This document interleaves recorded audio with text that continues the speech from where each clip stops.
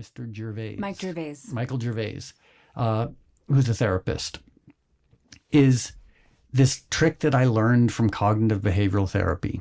So and it's easy to remember because it's A, B, C, D, E. So A is the activating event, like what has triggered the panic. B is what is the belief that you're bringing to the panic. Like, for example, when I used to own a restaurant in Los Angeles. When we first opened, it was failing dramatically. And when a restaurant's failing, it's failing publicly. You have 30 employees who hate your guts, and you're losing $10,000 a week. It's terrifying. And it's public. Like, all of a sudden, like, the LA Times gives you a scathing review and you're like, oh my God, like, what am I going to do? So the activating event was, my restaurant is failing. Mm-hmm. Luckily, eventually it did well. But yeah, I loved it. And then B, the belief was, oh no, if it fails, my life is over.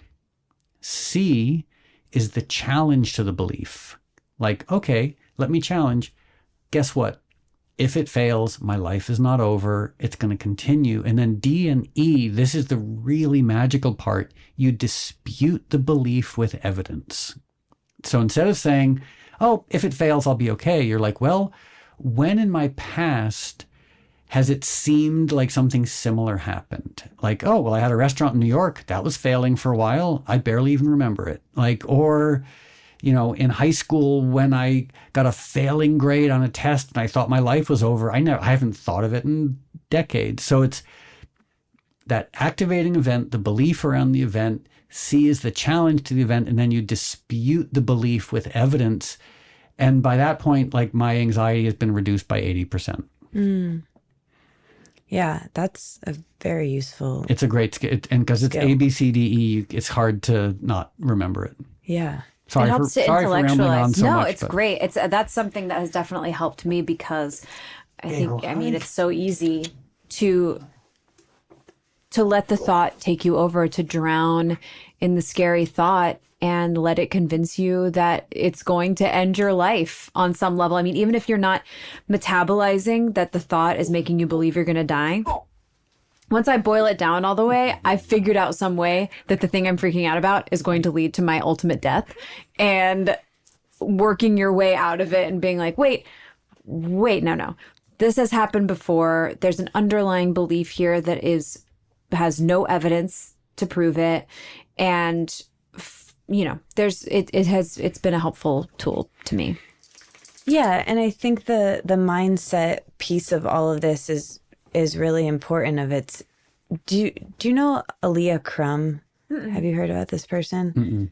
I think you both would be really fascinated by it, but her work is around the placebo effect, which is, we don't talk about enough, really, I think, because it's fascinating to think about how big of a deal that is, that our minds are that powerful, or the nocebo effect of, you tell someone, the opposite of it, basically. And I think these sorts of beliefs that are sticky or whatever it is can really, shift just by telling yourself a different story.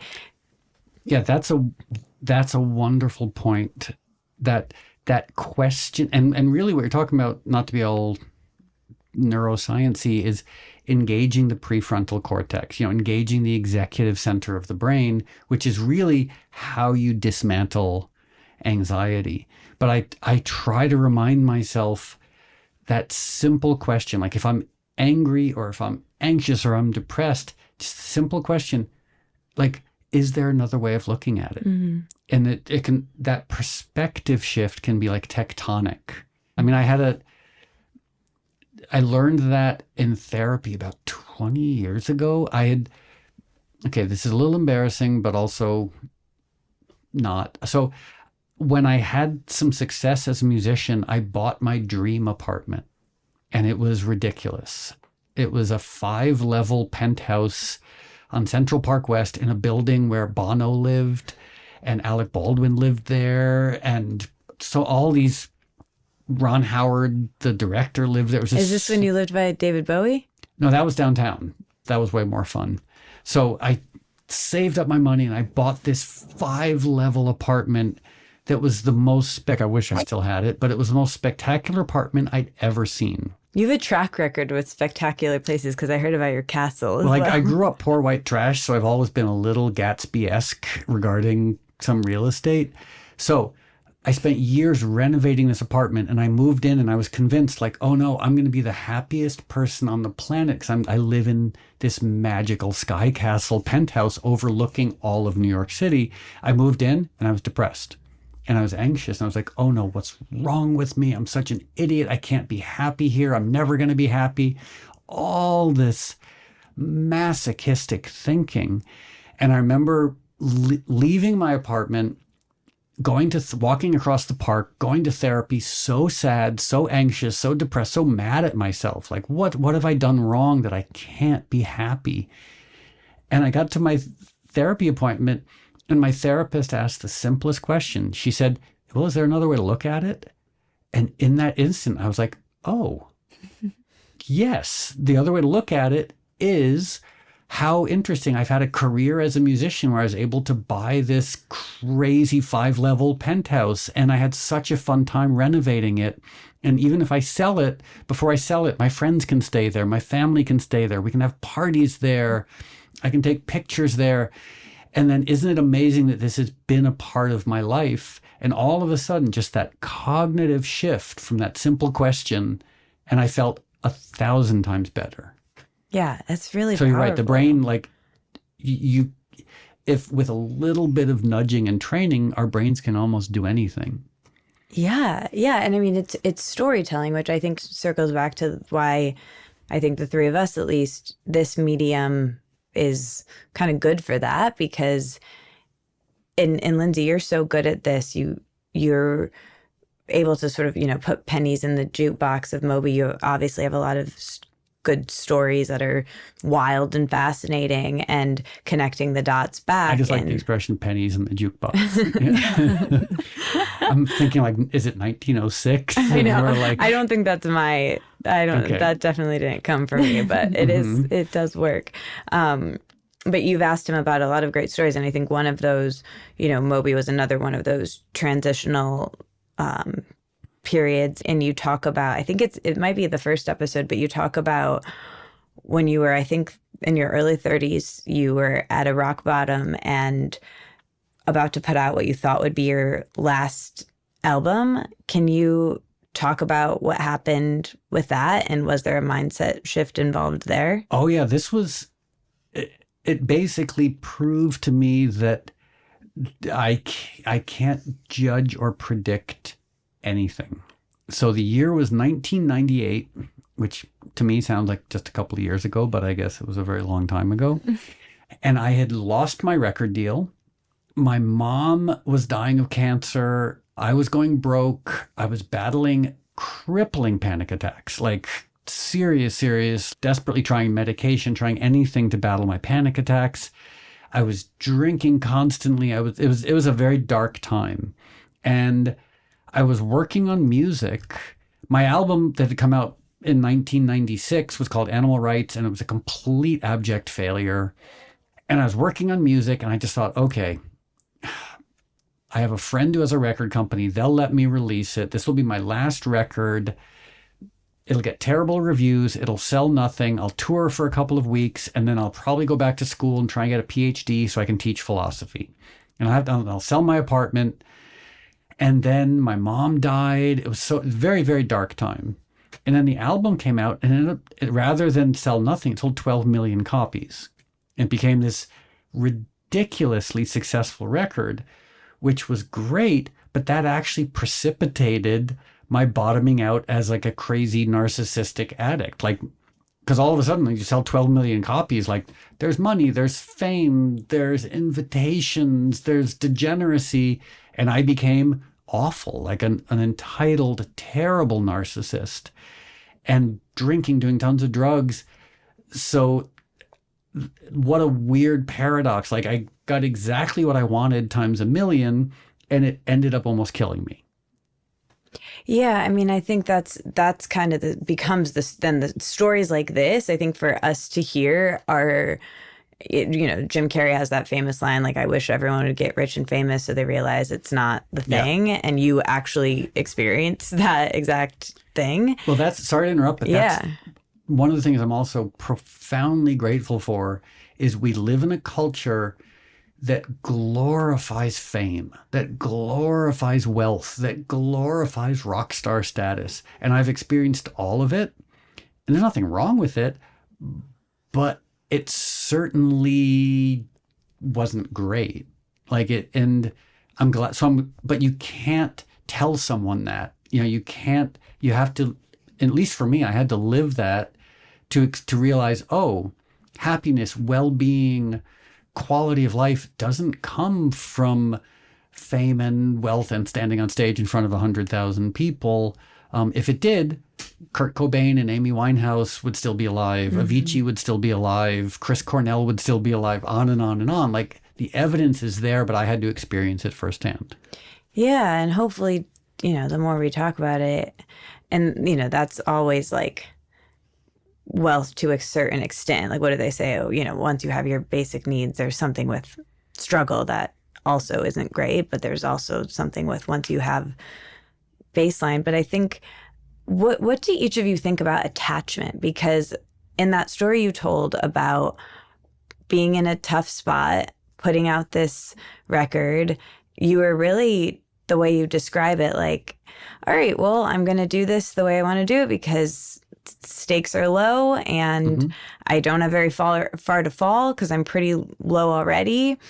Here we go. And then, I think that if we can harness the power of non-attachment, it has that sort of magnetism quality that it sounds like happened here, but it's very hard to do the mental gymnastics to get yourself there when you really want something. I found it's the sure way to not get it, but if you're not attached, it can come. So how do each of you wrestle with that? Yeah, it's hard to fake non-attachment. Yeah.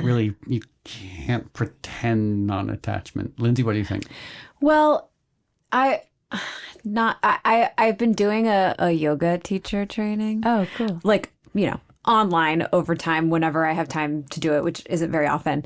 But I've been very much steeped in the ideology and the theory of like yogic mentality. And first of all is nonviolence. That's the very first thing that they talk about. But then they go into practicing non-attachment and non-aversion and finding motivation from in that middle ground. And it's not an easy thing to do because if you think non-attachment, you think, whatever, I'll just reject everything. But then that's aversion. And that also is unhealthy. So how can you find this middle ground? It's not easy.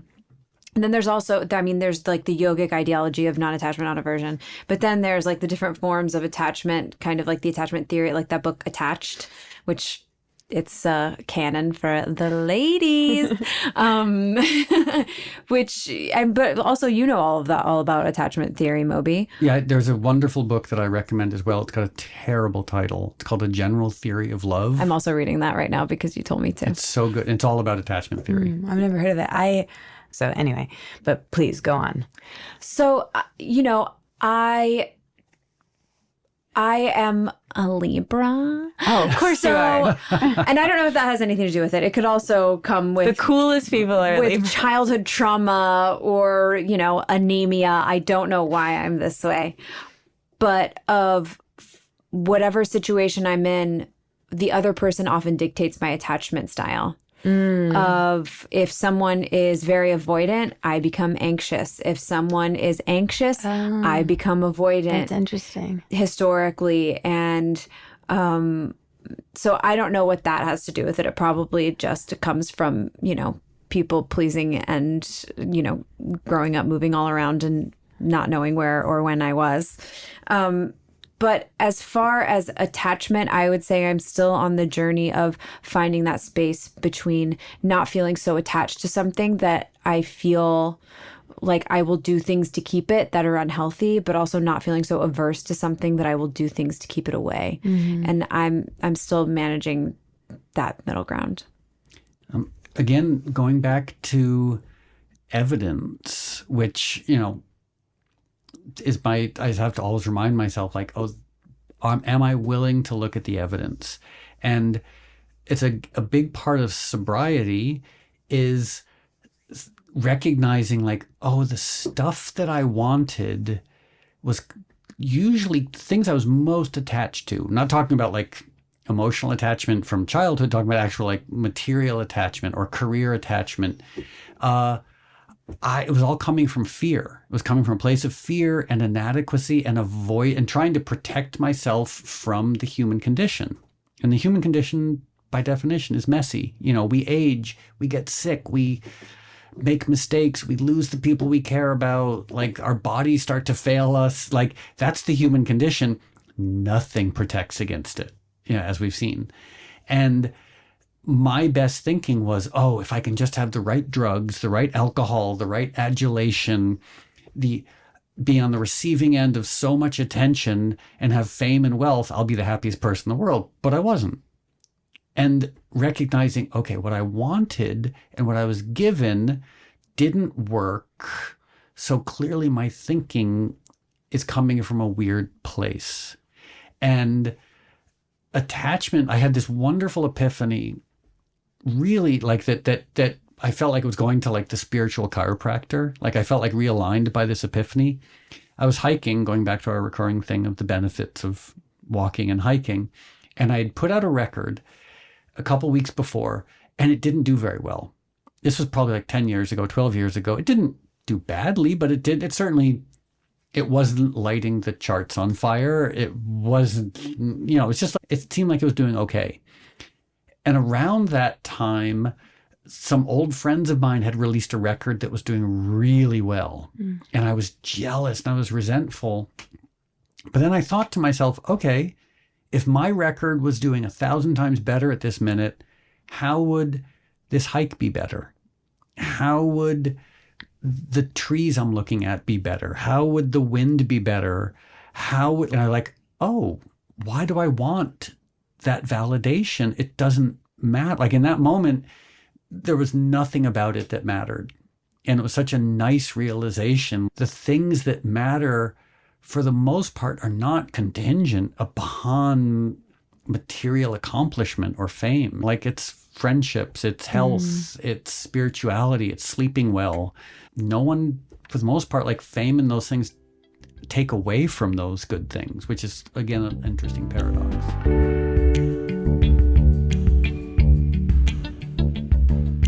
I can't even believe that I'm getting to interrupt this episode to tell you about the Narrative Method, who happens to be sponsoring this episode, which is truly beyond me because it is the most incredible fit that there possibly could be. And I am so grateful that I get to work with such an incredible organization. And this is how it happened. Micah, my very close friend, my neighbor. And the other day we went and got a drink and caught up, and he was telling me all about his new job. And he runs an amazing nonprofit addressing the epidemic of loneliness. You've heard about it. Loneliness. My whole goal of Let It Out really is to keep you company and to help hopefully make people feel a little bit less alone. And the nonprofit is called the Narrative Method. And I, of course, feel lonely sometimes, often, dare I say. And this is an organization that helps. I love their free online salons. There's creative writing, conversation, and best of all, connection with other human beings. And those things, that triple threat, if you will, is kind of what keeps me going. Writing, I wrote a whole book about journaling, writing for emotional wellness, creative writing, conversation. I, recorded hours and hours of my voice.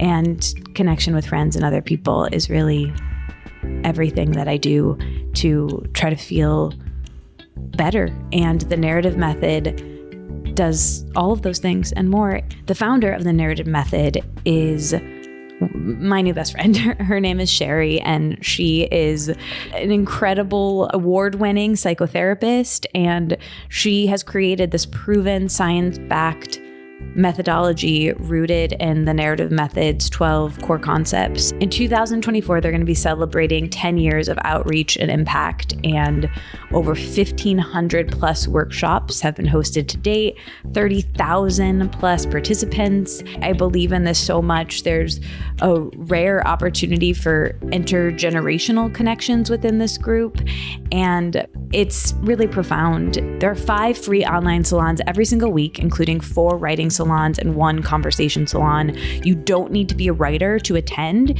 You just need to set aside any self-judgment and come with an open mind. Each salon is guided by the founder, Sherry, or another member of the team, another facilitator, and they're all small groups, and they create these mosaics, and they're really, really beautiful. Free writing, connecting deeply, community. In California, in person and across the country, they are wonderful. I would love for you to check it out. You're going to hear more about the narrative method in the next coming weeks, and you're going to hear more about the founder and about my friend Micah. So visit the calendar page of thenarrativemethod.org to sign up for a free writing salon. That's thenarrativemethod.org. Sign up for a free writing or conversation salon at The Narrative Method. And listen, you do not need to be a writer. You do not have to be really, into conversation. Just come and unwind and explore your creativity. They're all completely free, open to everyone 18 or older. Join this growing community from the comfort of your own home. Okay, go to the calendar page, thenarrativemethod.org, to sign up for your free writing salon. I'll see you there. More about the narrative method soon. Okay, back to my conversation with Moby. Someone told me once on this show, Carolyn Palmer said that people think they want fame, but they actually want access. Like, access is the one thing that we'll use the word fame. But for instance, I wouldn't be here talking to either of you if your publicist hadn't emailed me, and because of this thing that I do, you know what I mean? There is something of, by me having this podcast, I have some access, and it's not fame, it's a different thing. But she was saying in her work, by doing something that had some success, I guess I'll use the word, it's not really necessarily that either. It opens doors, and it allows you to make connections and meet people. And I think there is something like saying the same thing with money, right? Where it's, money doesn't buy happiness. We have enough examples to see that. But struggling with money also isn't good. So it's there is a baseline, I think, for both, having some notoriety to be able to, not notoriety, but having some ability to open doors or whatever. It's an interesting conversation. Yeah. I mean, I will say I'm hyper aware. A lot of what I'm saying could be dismissed as a perspective of privilege. Someone could be like, oh, you've had your fame, like you've made some money. Of course you have this perspective. I will say, and hopefully I don't sound defensive, but like I grew up on food stamps and welfare. I grew up very poor.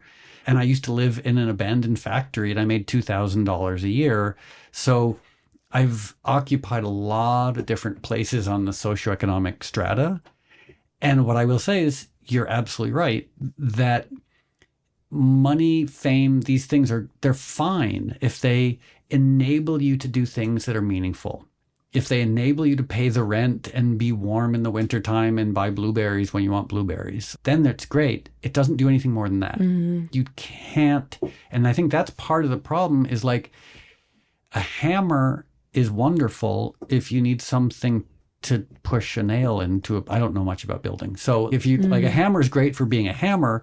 It's not going to be cuddly, and it's not going to change your life and take you on vacation. Like, having some money is fine. It's not going to fix the human condition. Like, it doesn't do anything more than what it is. And I think so much unhappiness comes from people thinking, oh, money or fame or these things or a relationship will fix my experience of the human condition. And I will say, a lot of different spiritual teaching basically says, guess what? The human condition is messy, It's a struggle. And the only way in is through, or whatever that expression is. Like, you have to accept the mess, accept the struggle, and have a sense of compassion for yourself and everyone who's going through it, because nothing fixes it. You know, just ask Kanye, ask Putin, ask Donald Trump. I mean, these people are like the most successful, wealthy people in human history, and they're miserable because they expected accomplishment and fame and money to fix their lives, and nothing will. Yeah. What's your perspective on this? Having, one of your close friends has experienced, and maybe you have too, this full spectrum. And in my case, I probably will never experience the albums, and definitely not that I'm not going to suddenly become a pop star, but a lot of people haven't experienced that. But what has your experience been with what he's talking about of thinking something will be the thing and then learning that it's not that thing, and constantly like a moving target? I think, I am guilty myself of magical thinking in so many ways, thinking that the right job, the right relationship, the right outfit at the right time is going to make me feel better or make my life better. And there is a degree where money does give comfort. Mm-hmm. Being able to know how you're going to pay for your life, how you're going to get your taxes done and paid for, how you're going to get your rent and your health, that is real. And if you don't have one of those things, comfort goes out the window, and that is hard. Yeah. But like Moby's saying, perspective is the most important thing. I believe that no matter what you have, whether you have too little or you have too much, perspective and compassion and morals matter more than anything. Because even if you can't pay your rent that month and you have to figure some shit out, keeping your head on straight and having a healthy perspective and respect for yourself and the world around you, and not, losing your head, is how you figure out how you're going to pay the rent. But it's also, if you're suddenly a billionaire and you lose perspective, then you end up with these companies. Twitter. Yeah, yes, exactly. Or you become this kind of psychopath who's so easily offended and uses their power for destruction. And, so no matter what you have or how much or how little, perspective is everything. Yeah. I went to this party right before I got sober, and it was so special because I was towards the end of my drinking in New York. I was really obsessed with like social climbing. I wanted to be accepted by high society. I wanted to get married to an heiress. I wanted to, live in a castle and be fancy and, go to St. Bart's for New Year's. Like I was shallow and scared. And I went to this birthday for a real estate developer in New York named LaFrac. And I think it was his 60th birthday, but everyone was there. This was when Trump was just like a creepy reality TV show host, and Michael Bloomberg was there, and all the billionaires, Steve Schwartzman, all the New York billionaires were there.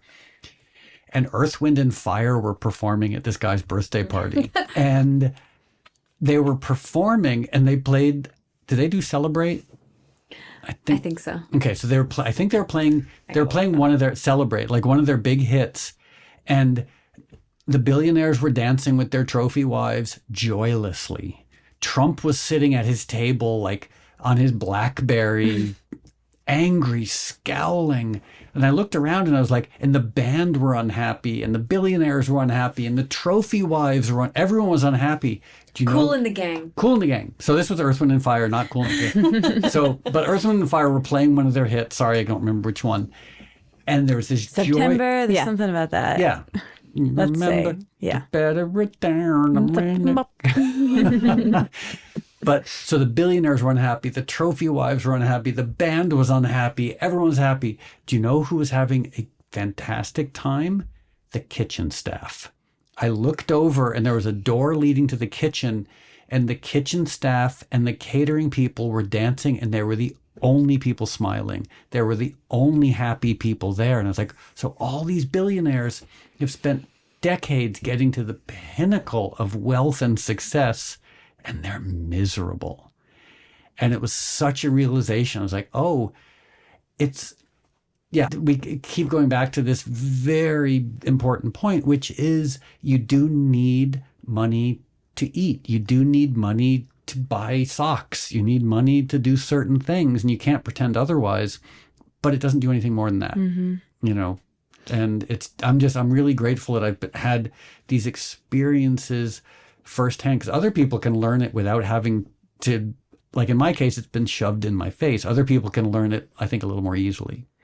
Yeah, I mean, one thing I had written down in my notes to talk to you about is memory and storytelling and nostalgia, because listening through your podcast and now hearing some of these stories live, I think clearly, you know, perspective is a thread that's run through today and can come from this. But I'm curious what both of you think, and maybe this is a question more for you, Lindsay, because you don't know otherwise of learning that lesson without having experienced it, where like we haven't experienced that. So can someone learn that through hearing the stories of it? I think storytelling can be useful to a point, because unlike self-help, I would rather learn from someone's story, but can that lesson be learned without having experienced it? I don't know. Oh, and does this cautionary tale make me feel like I don't need that? I still have part of me that believes that if I suddenly had $1 billion gajillion dollars, I never had to worry about how I was going to pay my bills or like that there is part of my brain that does say, if all the struggles and worries I've had up to now suddenly go away, then I'll be fine. Or, if I find some great magical success, then I will get so much of the love, community, and freedom that I have always, and most people always hope for. But because of Moby's experience and so many other people that I know that have experienced extreme success and occasionally extreme wealth, the brain always finds something to be upset about. Even if you have everything, you will find something that makes you feel just as shitty as it did when you couldn't pay your rent. The brain will always find something. And in one way, that's why our species has survived, is because we're always trying to figure out where the next big threat is coming from. But it doesn't make it any less painful, especially because the likelihood that a bear is going to come into our home and eat us is much less than it was when we were cave people. Not zero, but less. Yeah. So, I wish I could absorb and metabolize Moby's cautionary tale of, money and success don't fix everything. But I still have part of my brain that thinks, well, they fix certain things. Yeah. There is a practical utility, as we've discussed, to some money and some fame, but they don't fix the human condition. Correct. They can delay mortality, but not prevent mortality. Mm-hmm. And it's funny, a friend of mine who's I'm going to try and say this very diplomatically. A friend of mine who's a very dogmatic Buddhist. We were having dinner once, and, there are Buddha statues everywhere in the world now. And there was a Buddha statue in the restaurant. And I asked my friend, who's a very dogmatic Buddhist, I was like, why do you think the Buddha's always smiling in these pictures or statues or whatever? And he was like, oh, and he gave me this long-winded, he's a wonderful person, but he gave me this long-winded diatribe about Buddhist dogma. And he was like, well, because the Buddha has attained a bodhisattva, and like blah, blah, blah. And I said, yeah, I think the Buddha's smiling because he's saying to himself, yeah, I'm still human. Nothing transcends that. Enlightenment doesn't negate the human condition or transcend the human condition. It just gives you an honest understanding of the human condition. I think. I don't think I'm enlightened, so maybe I don't know. Maybe enlightenment involves like flying around on Falkor, but Falkor from Neverending Story. Oh no, I know. Okay, good. Just confirming. I didn't know if that was too old guy of a reference. Like, No, I was very close to naming Bagel Atreyu, but she's a girl. so, but it's that it's we keep sort of coming back to this idea of like, oh, like self-love. Well, maybe that isn't a real thing. Maybe there's a more practical part, which is self-appreciation, self-like, self-protection. Maybe enlightenment isn't. I mean, there's a great expression: before enlightenment, you chop wood and carry water. After enlightenment, you chop wood and carry water. Yeah. Like it's the idea that it doesn't change things really. But then again, as far as I know, I'm not enlightened. So who knows? If I become enlightened and all of a sudden I can see 5 dimensions and can see colors that no one has ever seen before, I'll call you guys up and be like, guess what? Enlightenment is awesome, and it's completely the product of wealth and fame. Right. Ooh. Have you ever heard of Rutger Bregman? No. You guys are just all these names: Kroll or Crumb, Andrea Gibson, Rutger Hauer, Rutger Bregman. He wrote a book called Humankind, and it talks about what he has a whole chapter about kind of how absolute power corrupts absolutely, and talks about all these things that start to happen to people when they experience extreme success and find themselves in places of great power on any scale, whether it's you suddenly become the CEO of a company, or you are in charge of larger groups of people, or people start paying you respect. Like these things start happening to you, like you become a messier eater. There are all these studies that like you start to care less about even taking care of yourself in certain ways, because you start to feel like normal societal things apply less to you, which is a perspective thing. I think if suddenly you are stricken with power and you don't have the perspective of who you are, what your goals are, what your morals are as a human being on a planet in a universe, then things start to unravel in ways. You forget where you are, and that we are all a community of a species. And we live in Los Angeles. Lindsay and I used to live in New York. Did you ever live in New York? So we've been around wealthy, successful people. For the most part, they're not great. I've been around heads of state and religious leaders and movie stars and rock stars and the most successful people on the planet. Generally speaking, my friends who are not famous, wealthy, successful are much more interesting and much kinder and much less crippled by a sense of narcissism and entitlement. I'd way rather go out to dinner with some of my good old normal regular friends who I've known for a while than certainly not Elon, because Elon's lost his mind. But I'm curious. To be around Elon, no, he's not. We used to be friends. He's not fun to hang out with. His ex-wife is great, Tallulah. She's amazing. But Elon was just that sense of entitlement. Like, to your point, when you're on the receiving end of so much attention, at some point you stop thinking you have to really do anything. Like, you just kind of show up and you feel like that's enough. Even like basic respect goes out the window at a certain point. Yeah, I could tell a funny story. And by the way, I almost feel like we're the ones keeping you here. Like we're monopolizing your time. You're like, okay, how do I let them know I have to leave at some point? Like, guess what? The door is locked. We're in the until we have like the Matt Lauer button.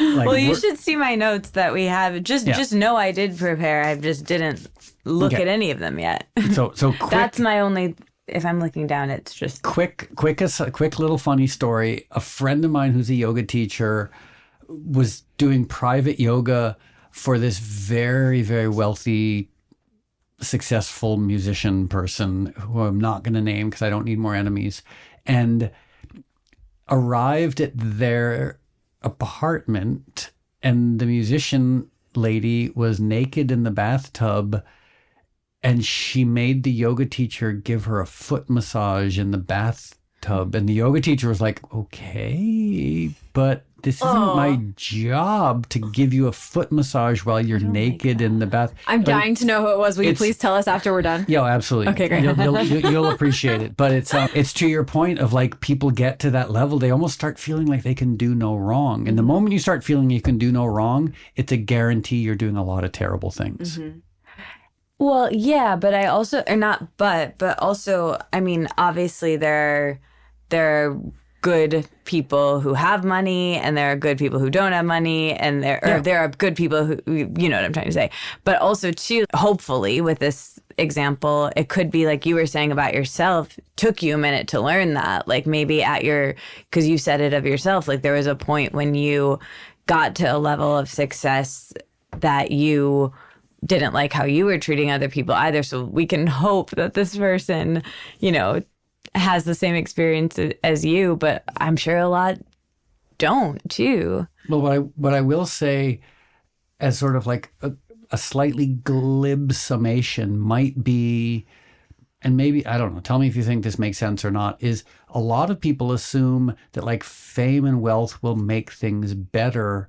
And what I've experienced is it's the people who are able to still be good in spite of fame and wealth, those are the impressive exceptions. Like you mentioned Jim Carrey, like Jim is great. And a lot of his perspective is the result of going through the maelstrom of fame and wealth. And he's ended up at a really special place. It's rare that people can do that. You know, more likely you end up like Kanye, Elon, or Trump. Yeah. Yeah, it's interesting how the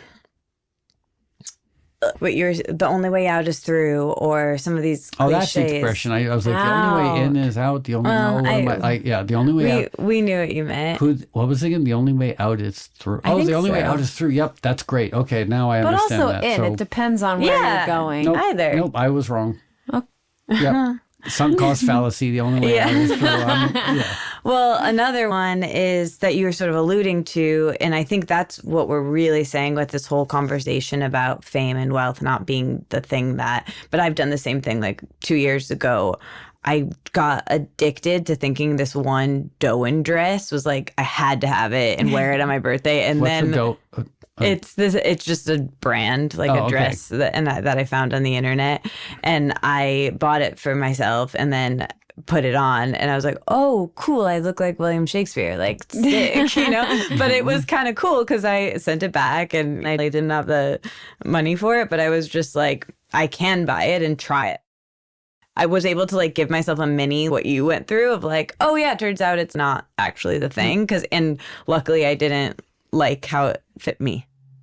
But I think even if it's the dress or if it's the money or whatever it is, wherever you go, there you are. Mm-hmm. You're stuck in there and you have to figure it out. And I think that's, even though it's true, doesn't make it less annoying. And even though we hear these stories, like, you know, for instance, I think I've had conversations with friends in the last year where I've almost been too open. And I think there's something here about comparison too that we haven't said of like, in my 20s, I felt like, oh, everybody's struggling. Like none of us have any money. And it's like, I got to my 30s and inching towards my mid 30s. And now I keep making this joke of like, I'm doing really great for like a 25-year-old, you know, like I have a studio apartment. I do this weird job. I can't afford to get old, but like, I'll be fine. You know, today's great, which is like good. But to our point of, you know, at a certain point, things become a bit more complex because we live in capitalism and